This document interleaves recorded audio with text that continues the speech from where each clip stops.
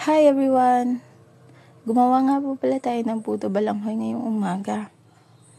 Ayan, hinaluan nga po natin ito ng niyog. Medyo ninipisin lang po natin yung ating balanghoy at unti-unti nating haluin ng niyog. Bale, ang ginawa nga po pala namin ngayon ay isang piraso lang dahil kasya na po sa aming dalawa yung isa at meron pang natira dun sa isang pirasong kinain namin. Hindi namin nauubos at nabusog na nga kami. Ayan.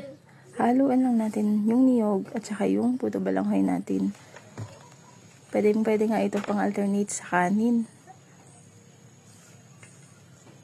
Ayan. I-mix lang natin siya. Tapos, ayan. Pagkukuluan muna natin yung ating takuri na may. Ano tawag dito? Putuhan ang tawag namin dito eh. Ano po bang tawag nito sa inyo? Pero kita liya sa Irvia. Maglalagay na po tayo nito. Pag kumukulo na po yung yung tubig sa takuri, ayan. Makita niyo naman umuusok na siya. Lalagyan na natin pa unti-unti yung ating balanghoy na may hinaluang niyog. Ayan. Kailangan level lang siya.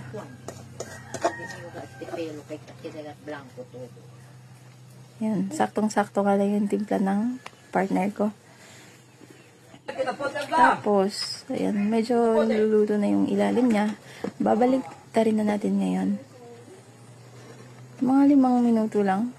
Mga ganun lang yung estimated na pagluto nito. Babalik rin na nga natin. Ayan, luto na yung ilalim. At, ayun. Kaunting minuto na nga lang ay pwede na itong iserve. Luto na nga ang ating puto balanghoy. Taran!